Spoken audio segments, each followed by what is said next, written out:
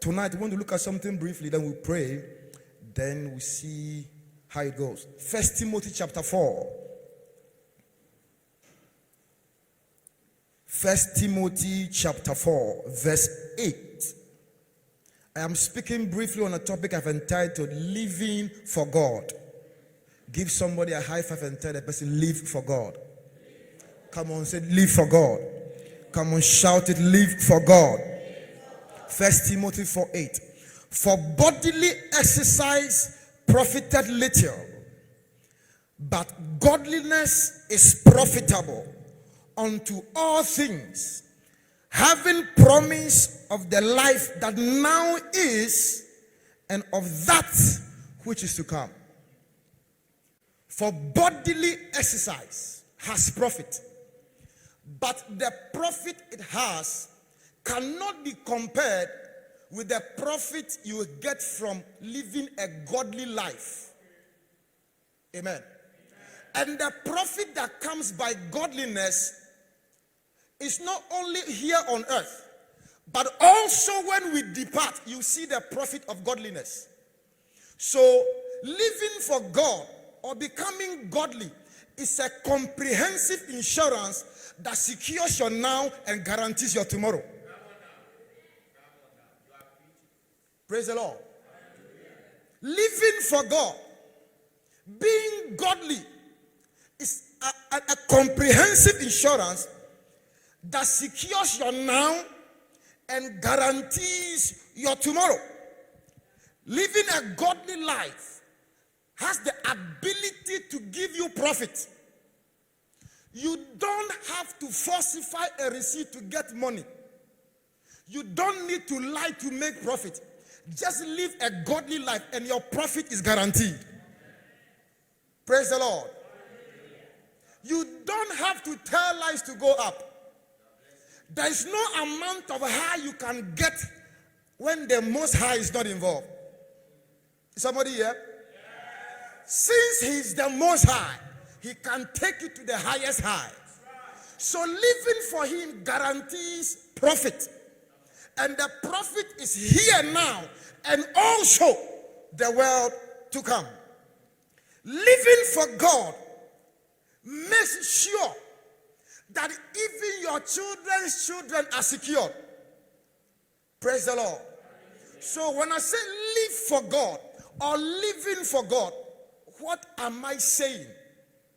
When I'm saying become godly, live for God, because people live for so many things. Some of us live for our job.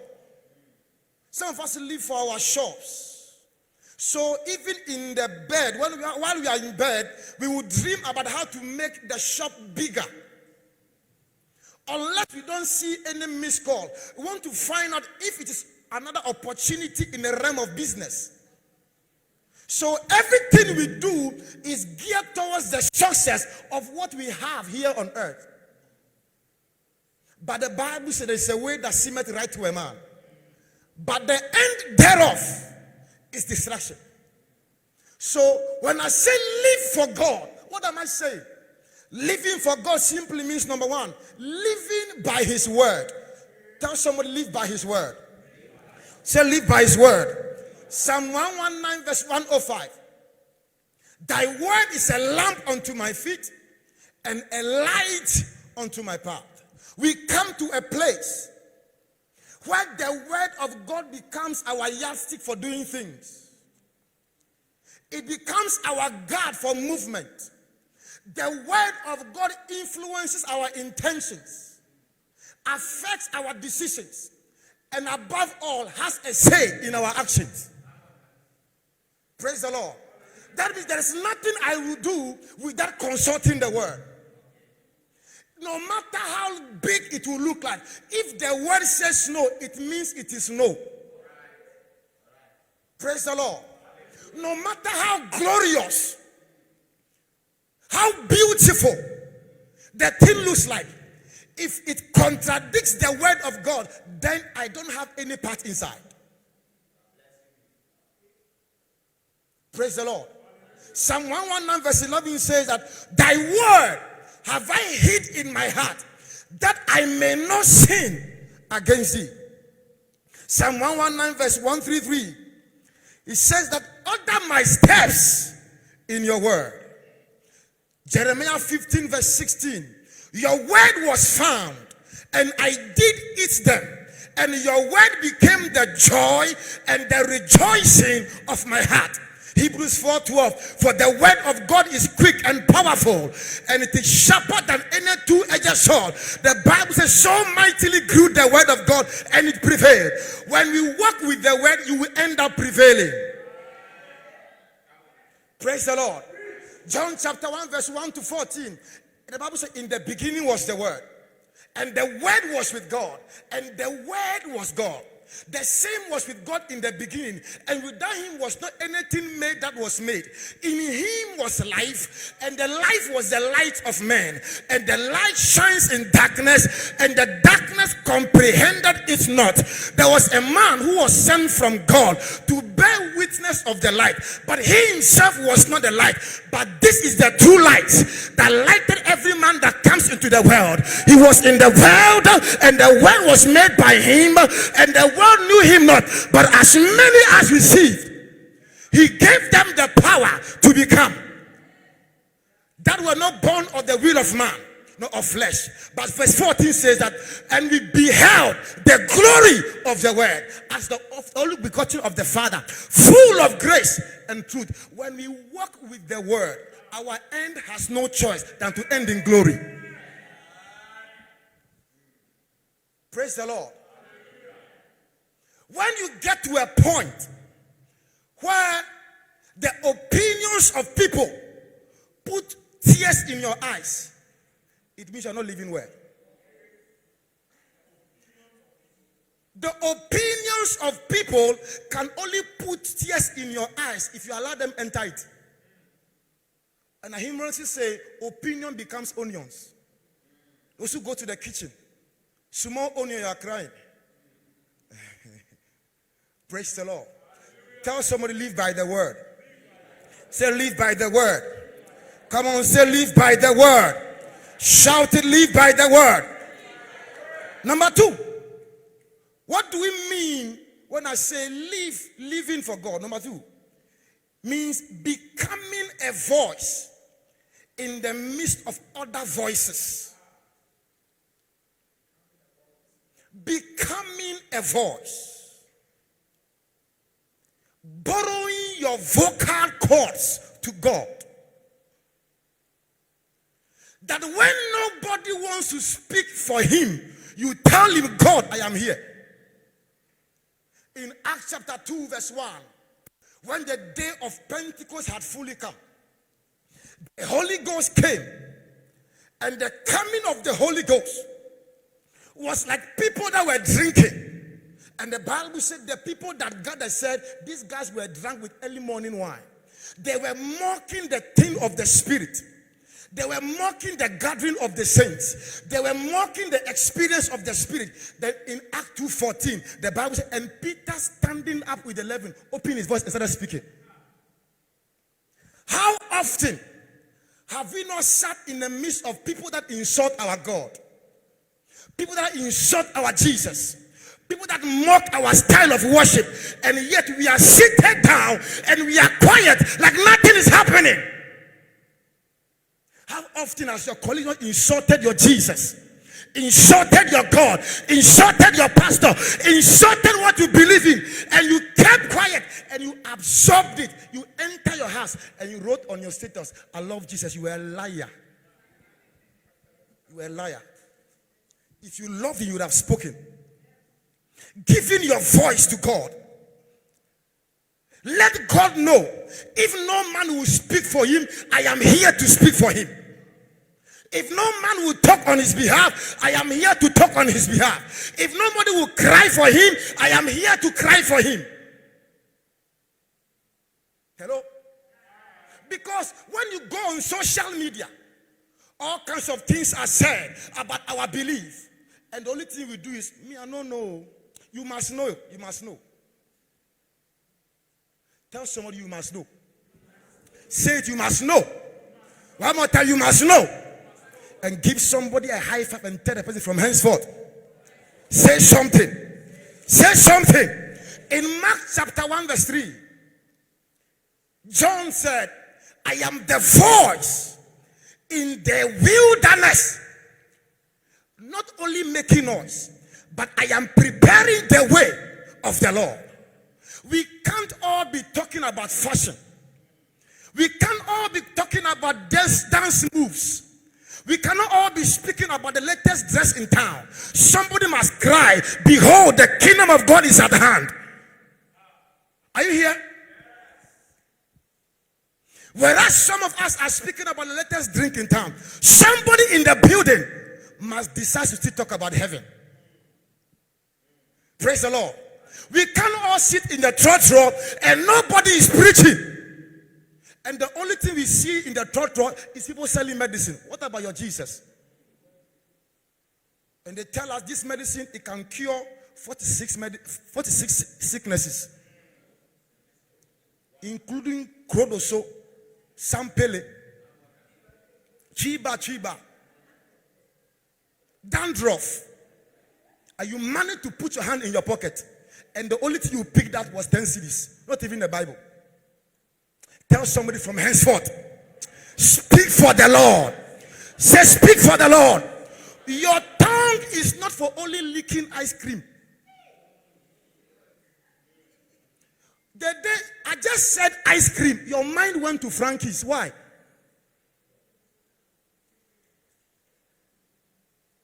Your mouth is not only for eating chicken. You are thinking about papaya. Why? No, you see a group of people meeting and they are discussing nothing about Bible, nothing about God, and you are seated. Have you not seen in Psalm 1? He said, blessed are them that do not sit in the seat of discomfort. They do not walk in the ways of sinners. But people whose delight are in the law of the Lord, they are the ones that will prosper. They shall be like a tree planted by the rivers of waters. Their leaves will not wither, and whatsoever they do it shall prosper. Tell somebody it is time to talk for the Lord. Listen, darkness is not powerful. Darkness is not strong. It is the absence of light that makes darkness powerful. The appearance of light is the disappearance of darkness.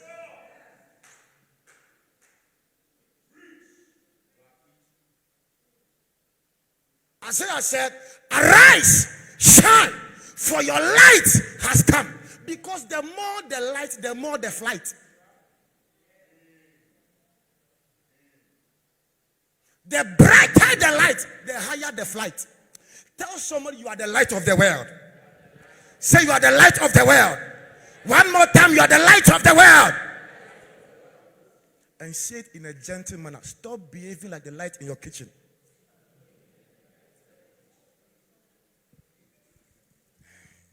Praise the Lord. Becoming a voice for the Lord. In Daniel 3, the Bible said, and there was a law that everybody should bow down to an idol. But 3 men, Shadrach, Meshach, and Abednego, they said, King, we are not careful to answer you. These are people that will answer. They will speak on behalf of God. And when you dare to speak on behalf of God, you will see the almightiness of the Lord. You have kept quiet too long. You have kept quiet too long. Most of the time, we use our mouth to be describing our situation. You use your mouth to declare your expectation. And your declaration will change your situation. Is somebody here? From henceforth, when you enter the saloon, by the time you get out, let something from your mouth tell the hairdresser about your God.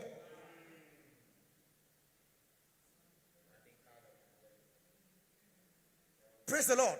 It's either they hear you willingly or they hear you forcefully. Either way, they must hear you. Praise the Lord. I remember I was coming from a bus one time around 3 a.m. Then a guy was sitting beside me, Then he started speaking. He said, hey, there was armed robbery on this road last week. The time we are living, armed robbers will come. They will attack us. Me knowing very well that a man's destiny in a way lies in his mouth. I can't keep quiet.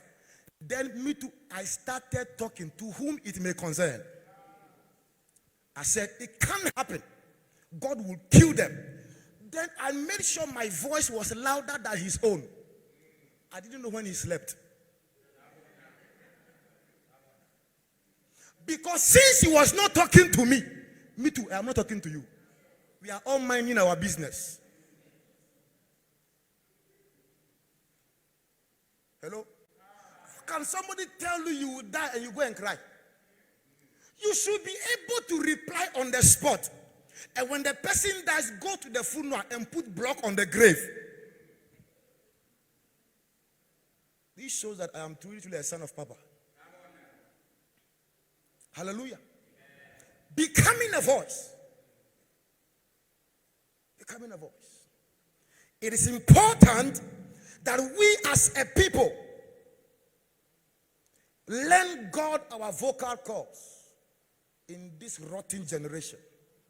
The Lord, I give you my voice. Speak through me.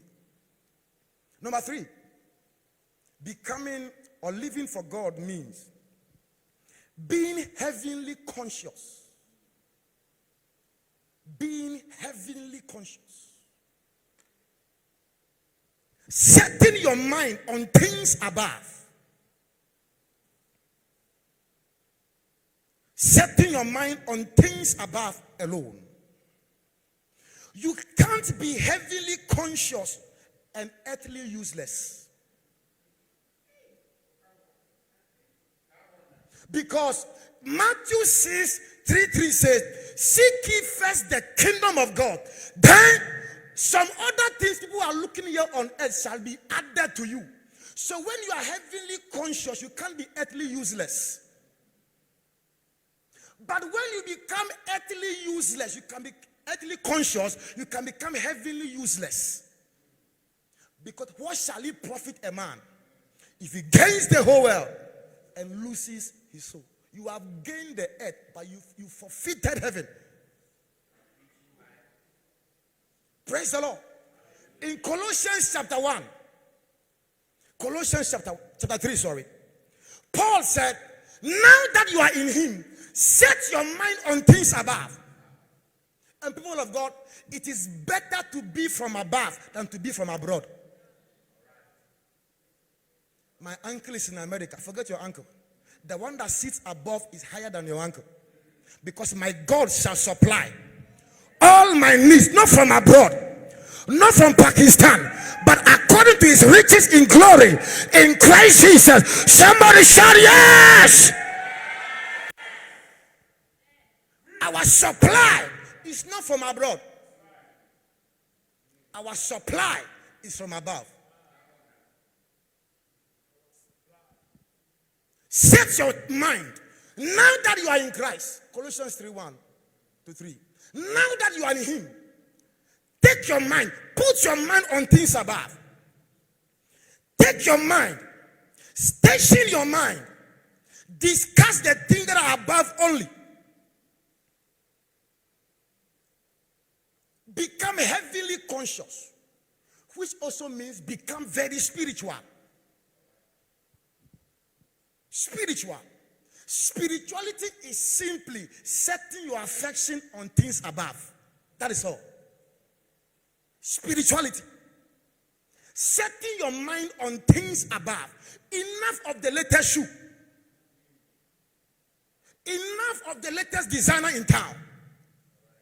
If by now fornication is still your problem, your matter don't far.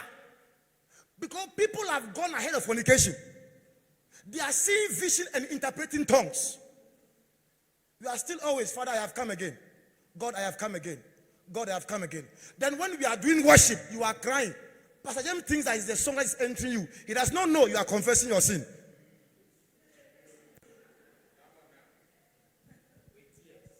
Yeah, you are crying. Indomie in the fridge, I will eat. And you don't know how to respond because you know when he's going, he's not coming back. He will tell you, "Sir, Daddy, the next week we are resuming school, my school fees." And you know where he's going, he's the Saraka for the day.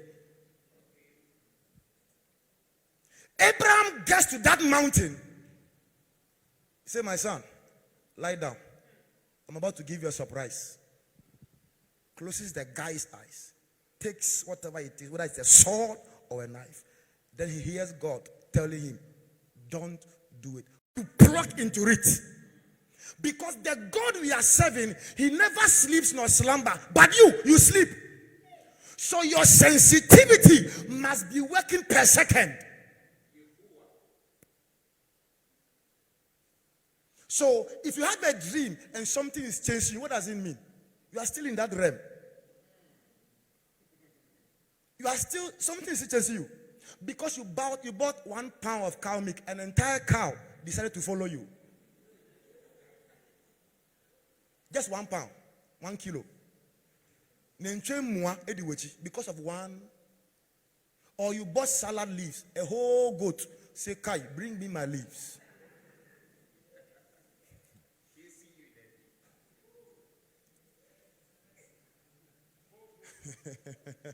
Hello? Tell somebody never again. Come on, shout never again. Scream never again. Shout never again. Sensitivity. Picking divine SMS per time. I call them divine SMS. In the realms of the spirit, we don't get ready. We live ready. We live ready. Because if God wants to honor you tonight, he might not use the obvious choices in your mind. Oh, Kalabasha, Megaga. Bible says that the cattle on the 1,000 hill belongs to him. The cattle belongs to him. So if God wants to give you a cow, he will tell the Fulani man to give you one. And because he's a Fulani man, and you can't hear from God, he said, "Kai!" Or the milk just draw.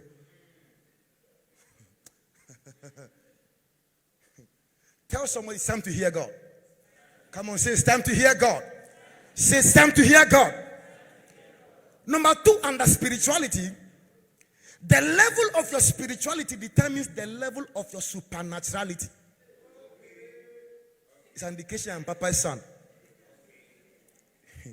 Because if you know your source, you will enjoy endless resources. Because Papa is the only man, when you are listening to him, you need a Bible and a dictionary to be able to. This church is a school on its own, you don't know. I'm telling you. By the time Papa is done, one crab for 5 new one. The man is deep. Sometimes I ask, does he learn dictionary?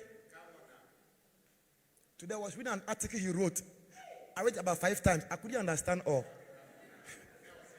He said, 5 times. I said, this in. Praise the Lord. It determines the level of your supernaturality. There is a level in God you can't see until there's a pressing from you.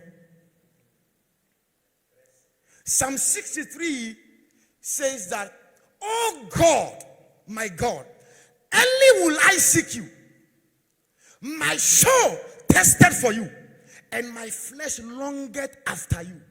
In a dry and a thirsty land, where there is no water, to see your glory and to see your power."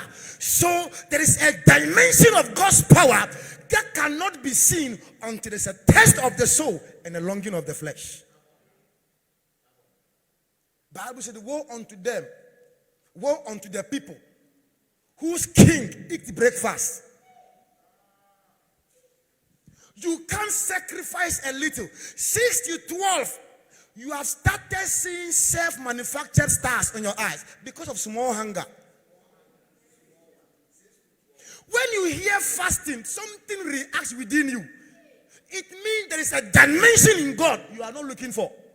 Because it is deep that calleth unto deep.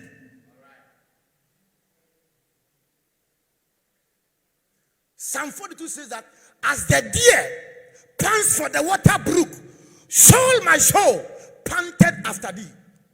Where shall I come and appear before him? Then he said, they that follow God, they do work in deeper waters. The higher your spirituality, the more your supernaturality. What kill others can kill you. What destroy others can destroy you. What put others down can only take you up. I prophesy to you by the unction in our Father's house. May that grace of searching God, may it come upon you tonight. Somebody shout amen. Supernaturality. A conspiracy was held against Daniel that nobody should bow down to the God of the Hebrews. But the Bible says, and Daniel opened the door, the window, and faced Jerusalem. They said that there was a hunger. After praying, they took him, they bundled him like a ball of kenkey, and they threw him in the lions there. When they threw him in the lions, then that the lion could not chop him.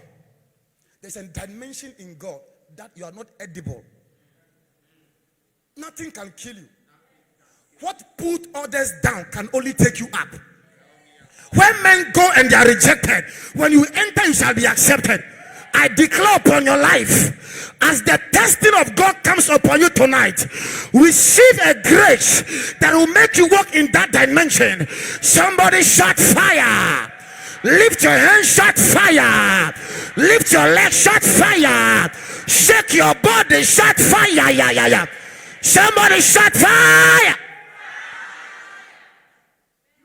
Glory. Listen. Let me take Pastor Mike, my friend, as an example. Pastor Mike looks like one man, but he has different dimensions of manifestations. And I'll explain. That is somebody's husband. At the same time, somebody's uncle. At the same time, somebody's brother. At the same time, somebody's father. At the same time, somebody's nephew. At the same time, somebody's grandson. One man manifesting in different dimensions, yet he's the same. So depending on the relationship you have with him, he will show you that dimension. There are some words you are not permitted to call him apart from the wife. You can't call him saying sweet baby. Sweet baby, honey, my chewing gum. No, ma. No, sir. You are not permitted. Only the wife has that permission. And there is a realm. You can't tell him, Mike, but now you can't try it. Only Papa can do that. Because to Papa is my son. The same thing like God. There is a dimension in God. Whatever you want to see, you will see. He is not only a lamb, he is also a lion.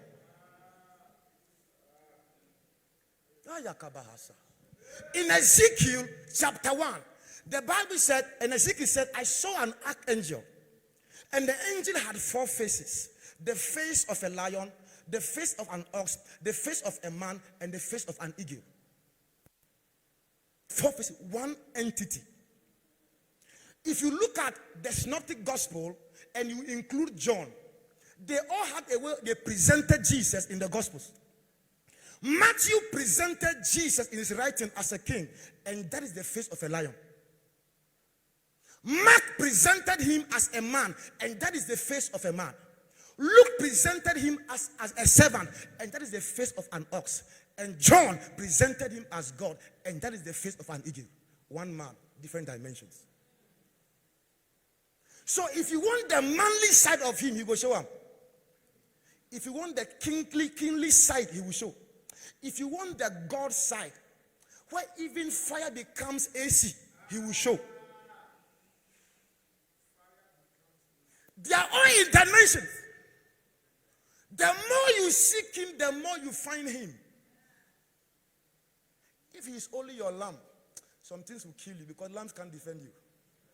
He must be your lion to roar. Are you here with me? He must be your lion to roar. If the lion roars, every animal in the jungle takes cover. Can you imagine a sheep? Is it bleating? They say it. Meh. In fact, we are actually tracing where the meh is coming from consumption. Because that meh is a sign that food is ready. But when the lion roars, every animal in the bush takes cover. May your God roar on your behalf. May your God roar on your behalf. May your God shout on your behalf. Somebody shout fire.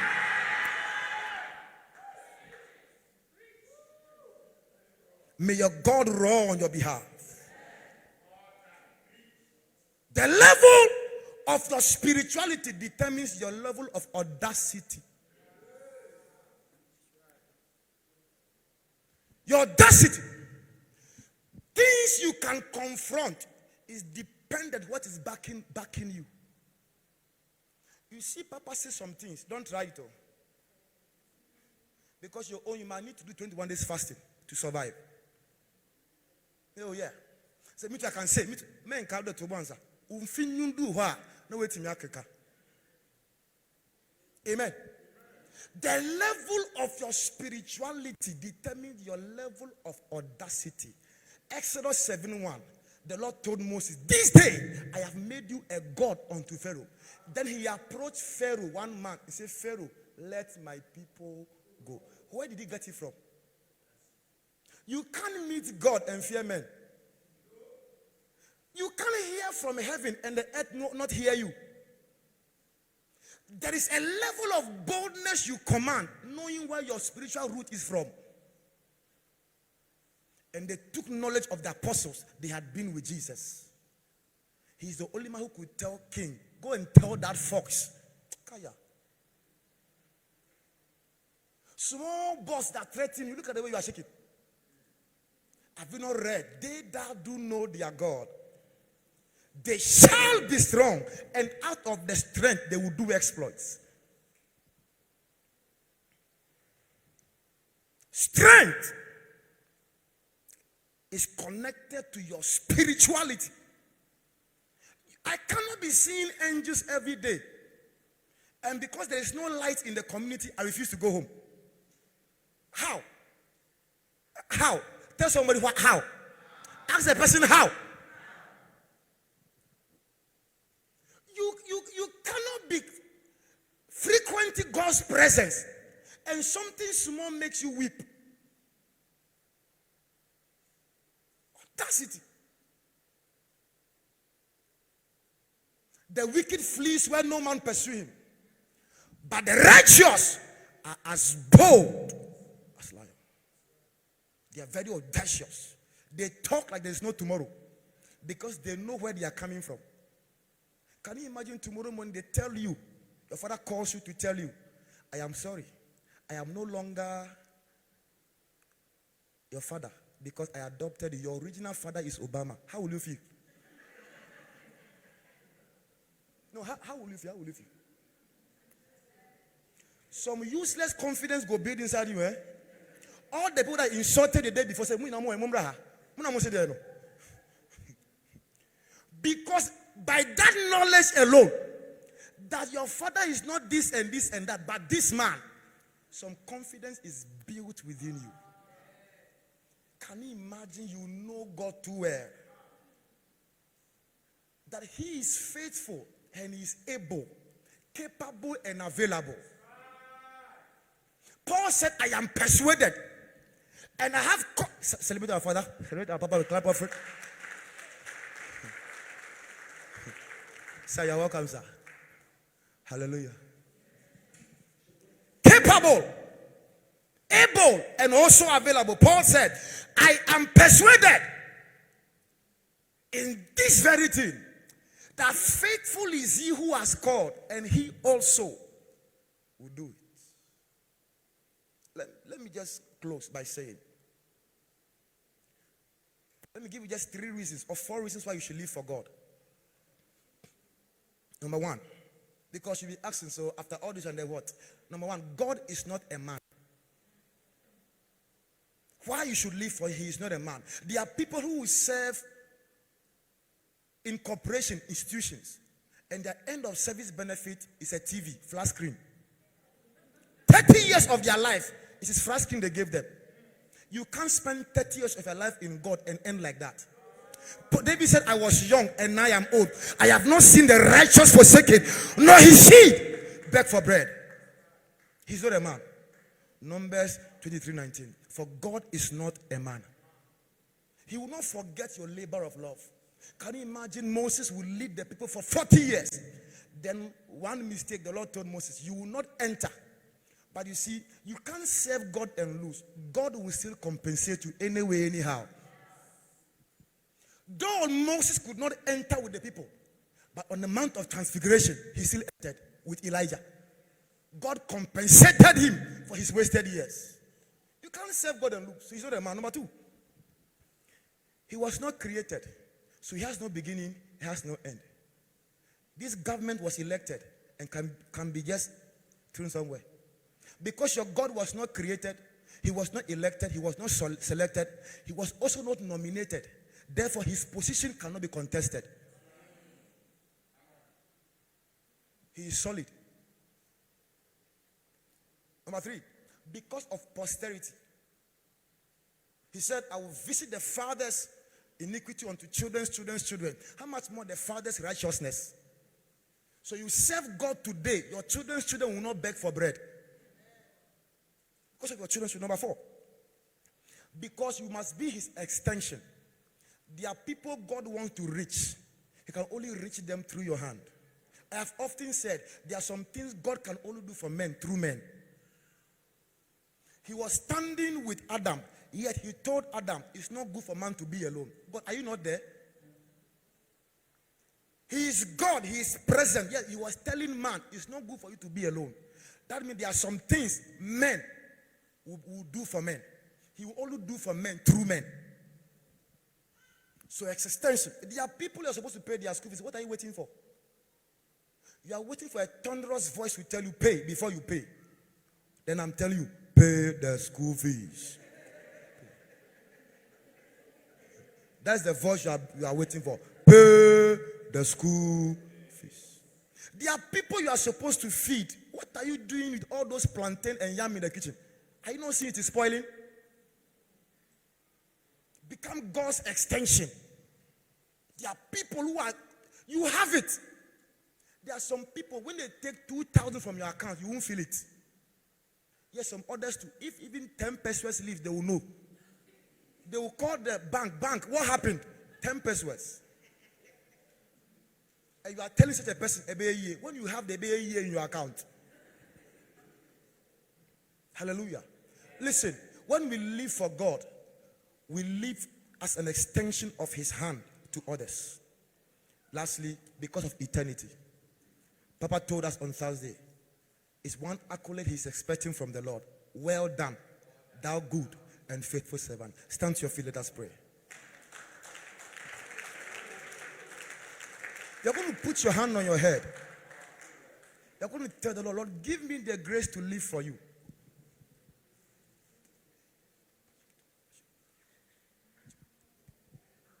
Tell the Lord, Lord, give me the grace to live for you. Thank you, Father. In Jesus' precious name, amen.